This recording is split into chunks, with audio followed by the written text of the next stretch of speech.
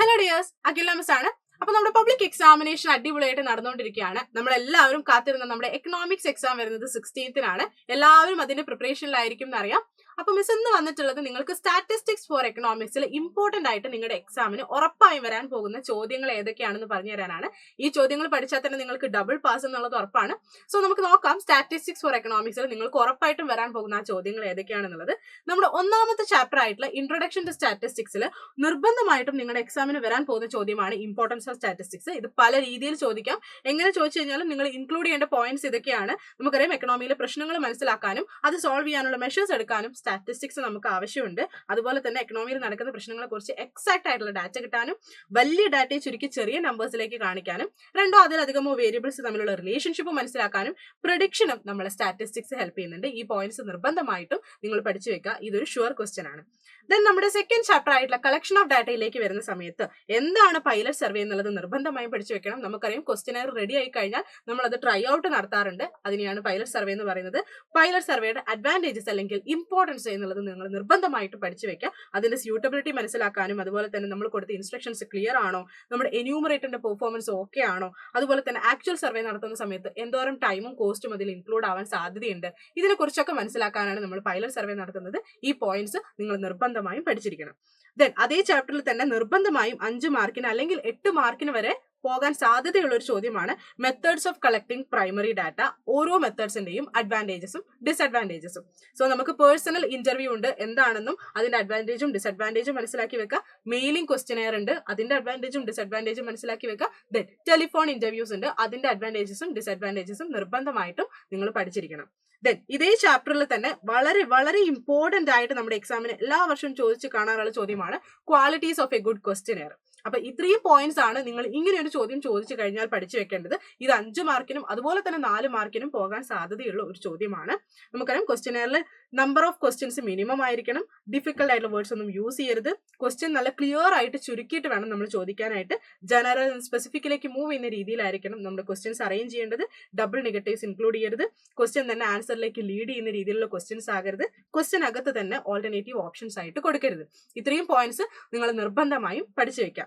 Then അതേ ചാപ്റ്ററിൽ തന്നെ നമുക്ക് ചോദിക്കാറുള്ളതാണ് എന്താണ് സാമ്പിളിംഗ് എറർ എന്നുള്ളത്. നിങ്ങൾ നിർബന്ധമായും പഠിച്ചിരിക്കണം. നമുക്കറിയാം സാമ്പിൾ എസ്റ്റിമേറ്റും പോപ്പുലേഷൻ പാരാമീറ്ററും തമ്മിലുള്ള ഡിഫറൻസിനെയാണ് നമ്മൾ സാമ്പിളിംഗ് എറർ എന്ന് പറയുന്നത്. അതുപോലെ തന്നെ നോൺ സാമ്പിളിംഗ് എറേഴ്സ് ആയിട്ടുള്ള sampling bias, non response error, errors in data acquisition, ഇതും നിങ്ങൾ നിർബന്ധമായും പഠിച്ചു വെക്കുക. ഇത് ലിസ്റ്റ് ചെയ്യാനായിരിക്കും മാക്സിമം ചോദിക്കാറുള്ളത്. സോ ഇതിങ്ങനെ തന്നെ നിങ്ങൾ പഠിച്ചു വെക്കാം.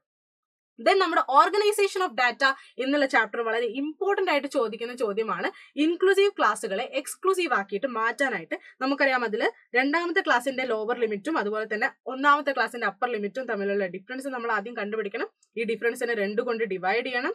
ഈ കിട്ടിയിട്ടുള്ള എമൗണ്ട് എല്ലാ ക്ലാസിന്റെയും ലോവർ ലിമിറ്റിൽ നിന്ന് മൈനസ് ചെയ്യും, എല്ലാ ക്ലാസിന്റെയും അപ്പർ ലിമിറ്റിനോട് നമ്മൾ ആഡ് ചെയ്യും. അപ്പൊ നമ്മുടെ ഇൻക്ലൂസീവ് ക്ലാസ് എക്സ്ക്ലൂസീവ് ക്ലാസ് ആയിട്ട് മാറിയിട്ടുണ്ടാവും. ഈ രീതിയിലുള്ള ഒരു ക്വസ്റ്റ്യൻ 3 മാർക്കിന് നിർബന്ധമായും ചോദിക്കാൻ സാധ്യതയുണ്ട്. സോ നിങ്ങൾ പഠിച്ചു വെക്കാം. ദെൻ ഓർഗനൈസേഷൻ ഓഫ് ഡാറ്റയിൽ വളരെ വളരെ ഇമ്പോർട്ടന്റ് ആയിട്ട് ഇതില്ലാത്ത ചോദ്യ പേപ്പർ നമുക്ക് കാണാനായിട്ട് പറ്റില്ല. അത്രയും ഇമ്പോർട്ടന്റ് ആയിട്ടുള്ള ചോദ്യമാണ് ഫ്രീക്വൻസി ഡിസ്ട്രിബ്യൂഷൻ. ഇവിടെ ക്ലാസ് ഇന്റർവെൽ 10 ആണെന്ന് തന്നിട്ടുണ്ട്.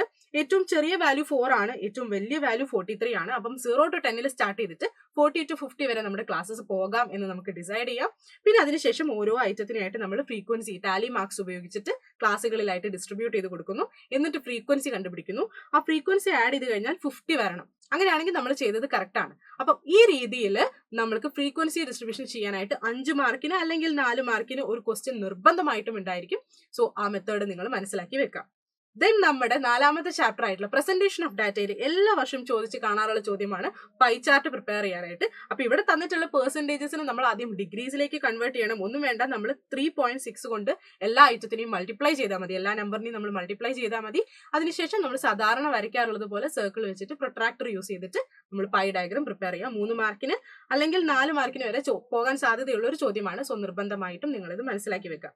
ദെൻ അതേ ചാപ്റ്ററിൽ തന്നെ ഒജീവ് എന്നുള്ളത് നിർബന്ധമായിട്ട് നിങ്ങൾ മനസ്സിലാക്കി വെക്കണം. ലെസ് ദാൻ ഒജീവും മോർ ദാൻ ഒജീവും വരയ്ക്കണം. അതിനാദ്യം നമ്മൾ എന്ത് വേണം, നമുക്ക് ക്യുമുലേറ്റീവ് ഫ്രീക്വൻസി കണ്ടുപിടിക്കേണ്ടതായിട്ടുണ്ട്. സോ നിർബന്ധമായിട്ടും ഈ ഒരു ക്വസ്റ്റ്യൻ പഠിച്ചു വെക്കുക.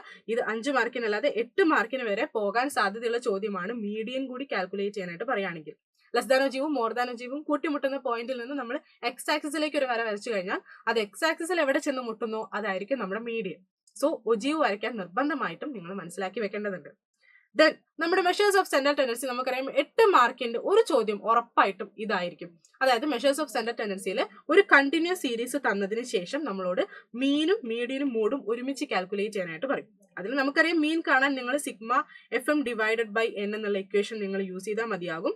മീഡിയൻ കാണണമെന്നുണ്ടെങ്കിൽ ആദ്യം നമ്മൾ ക്യുമുലേറ്റീവ് ഫ്രീക്വൻസി കണ്ടുപിടിക്കേണ്ടതുണ്ട്. എന്നിട്ട് n/2 ലൊക്കേറ്റ് ചെയ്തതിന് ശേഷം നമ്മൾ L + n/2 - CF divided by F × H എന്നുള്ള ഫോർമുല യൂസ് ചെയ്യും. മോഡ് കാൽക്കുലേറ്റ് ചെയ്യാനാണെങ്കിൽ ആദ്യം ഏറ്റവും കൂടുതൽ ഫ്രീക്വൻസി വരുന്ന ക്ലാസ് ലൊക്കേറ്റ് ചെയ്തതിന് ശേഷം L + D1 divided by D1 + D2 × H എന്നുള്ള ഫോർമുല നിങ്ങൾ യൂസ് ചെയ്യും. So measures of central tendency എന്നുള്ള ചാപ്റ്ററിൽ നിന്ന് ഇത് ഉറപ്പായിട്ടും ഷുവർ ക്വസ്റ്റ്യൻ ആണ്. നിർബന്ധമായും 8 മാർക്കിന്റെ ഒരു ചോദ്യം ഇങ്ങനെയായിരിക്കും വരുന്നുണ്ടാവുക. ദെൻ നമ്മുടെ കോറിലേഷൻ എന്നുള്ള ചാപ്റ്റർ നമുക്കറിയാം പ്രോബ്ലം ചാപ്റ്റർ ആണ്. എന്നിരുന്നാലും കാൾ പിയേഴ്സൺസ് കോഎഫിഷ്യന്റ് ഓഫ് കോറിലേഷനും സ്പിയർമാൻ റാങ്ക് കോറിലേഷനും ഡിലീറ്റഡ് ആയിട്ടുള്ള പോർഷൻസ് ആണ്. എന്നാലും നിങ്ങൾ ജസ്റ്റ് ഒന്ന് ഇക്വേഷൻ നോക്കി വെച്ചിട്ട് പോവുക. ദെൻ അങ്ങനെ ആയിരുന്നാൽ പോലും ഈ ചാപ്റ്ററിൽ നിന്ന് ഇമ്പോർട്ടന്റ് ആയിട്ട് നിർബന്ധമായും വരാൻ പോകുന്നത് സ്കാറ്റർ ഡയഗ്രംസ് ആയിരിക്കും. അപ്പൊ 5 ടൈപ്പ് കോറിലേഷന്റെയും സ്കാറ്റർ ഡയഗ്രം എങ്ങനെയാണ് വരയ്ക്കുന്നത് എന്നുള്ളത് നിർബന്ധമായിട്ടും നിങ്ങൾ പഠിച്ചു വെക്കേണ്ട ഒരു ചോദ്യമാണ്. ദെൻ നമ്മുടെ ഇൻഡെക്സ് നമ്പേഴ്സ് എന്നുള്ള ചാപ്റ്ററിലേക്ക് വരുന്ന സമയത്ത് വേറെ ഒന്നും ചോദിച്ചിട്ടില്ലെങ്കിലും 3 മാർക്കിന് അല്ലെങ്കിൽ 2 മാർക്കിന് 4 മാർക്കിനൊക്കെ പോകാൻ സാധ്യതയുള്ള ഒരു ചോദ്യമാണ് സിമ്പിൾ അഗ്രിഗേറ്റീവ് മെത്തേഡിൽ എങ്ങനെയാണ് ഇൻഡെക്സ് നമ്പർ കാൽക്കുലേറ്റ് ചെയ്യുന്നത് എന്നുള്ളത്. Sigma P1 divided by sigma P0 × 100 എന്നുള്ള ഇക്വേഷൻ യൂസ് ചെയ്തിട്ടാണ് നമ്മൾ ചെയ്യുന്നത്. സോ ഇത് നിർബന്ധമായിട്ടും നിങ്ങൾ പഠിച്ചു വെക്കാം. ദെൻ നമ്മുടെ സ്റ്റാറ്റിസ്റ്റിക്സിൽ അവസാനത്തെ ചാപ്റ്റർ ആയിട്ടുള്ള യൂസ് ഓഫ് സ്റ്റാറ്റിസ്റ്റിക്കൽ ടൂൾസ് എന്നുള്ള ചാപ്റ്റർ വളരെ ചെറിയൊരു ചാപ്റ്റർ ആണ്. ഈ ചാപ്റ്ററിൽ ചോദിക്കുന്ന ചോദ്യം ഇതാണ്: steps towards making A project. 2 മാർക്കിനോ അല്ലെങ്കിൽ 3 മാർക്കിനോ വരെ പോകാൻ സാധ്യതയുള്ള ഒരു ചോദ്യമാണ്. സോ നിർബന്ധമായും ഇങ്ങനെ ഒരു ചോദ്യം വന്നു കഴിഞ്ഞാൽ ഈ സ്റ്റെപ്സ് ഒക്കെയാണ് നിങ്ങൾ അതിൽ ഇൻക്ലൂഡ് ചെയ്യേണ്ടത്. സോ ഇത് നിർബന്ധമായിട്ടും നിങ്ങൾ പഠിച്ചു വെക്കുക. സ്റ്റാറ്റിസ്റ്റിക്സിൽ ഇത്രയും പഠിച്ച ചാപ്റ്റേഴ്സ് ഒക്കെ നമ്മൾക്ക് ഇവിടെ സ്റ്റെപ്സ് ആയിട്ട് വരുന്നുണ്ട്. സോ ഇത് നിർബന്ധമായിട്ടും നിങ്ങൾ പഠിച്ചു വെക്കേണ്ട ഒരു ചോദ്യമാണ്. അപ്പം ഇത്രയുമാണ് നിങ്ങൾക്ക് സ്റ്റാറ്റിസ്റ്റിക്സ് ഫോർ എക്കണോമിക്സിൽ നിന്ന് നിർബന്ധമായിട്ടും നിങ്ങളുടെ എക്സാമിന് ക്വസ്റ്റ്യൻ പേപ്പറിൽ നിങ്ങൾ കാണാൻ പോകുന്ന ചോദ്യങ്ങൾ. ഇതിൽ തന്നെ പ്രോബ്ലംസ് മാത്രം, അതായത് measures of central tendency, index numbers, correlation, ഇതിൽ പ്രോബ്ലംസ് മാത്രം ഡീറ്റെയിൽ ആയിട്ട് വേറൊരു വീഡിയോ ചെയ്തിട്ടുണ്ട്. അതിന്റെ ലിങ്ക് താഴത്ത് പിൻ ചെയ്യാം. നിങ്ങൾ ഉറപ്പായിട്ടും അത് കാണാം. ഇനി ഈ ക്വസ്റ്റ്യൻസ് ഒക്കെയും നമ്മൾ ഡീറ്റെയിൽ ആയിട്ട് നമ്മൾ ഡിസ്കസ് ചെയ്യുന്നുണ്ടായിരിക്കും ഇന്ന് വൈകുന്നേരമുള്ള മെഗാ മാരത്തോണിൽ. ഇത് മാത്രമല്ല, നമ്മൾ എക്കണോമിക്സ് ഫുള്ളും എല്ലാ ചാപ്റ്റേഴ്സും ഡീറ്റെയിൽ ആയിട്ട് നമ്മൾ മെഗാ മാരത്തോണിൽ ഡിസ്കസ് ചെയ്യുന്നുണ്ടായിരിക്കും. സോ എല്ലാവരും മറക്കാതെ മെഗാ മാരത്തോണിൽ കൃത്യസമയത്ത് തന്നെ ജോയിൻ ചെയ്യാം. എക്കണോമിക്സിന് നമുക്ക് ഫുൾ മാർക്കും സ്കോർ ചെയ്യാം. All the best.